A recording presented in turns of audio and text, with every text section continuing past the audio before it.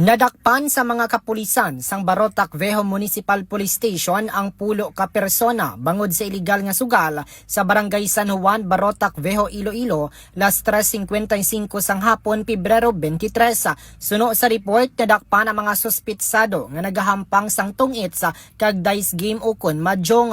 Na-recover sa ila posisyon ang 2 ka set sang baraha, 1 ka set sang dice kag nagkrain laing nga kantidad sang kwarta nga ginatayan. Ang operasyon ginpangunahan ni Police Captain Francis S. Batallones, ang officer in charge sang Barotac Vejo Municipal Police Station, bilang kabahin sang kampanya kontra iligal nga sugal. Ginpathag sa mga nadakpan ang ilang mga kinamatarong suno sa Miranda Doctrine kag ginapahibaluman parte sa anti-torture law anti sila ginbutang sa kustodiya sang kapulisan para sa nagkaigo nga disposisyon.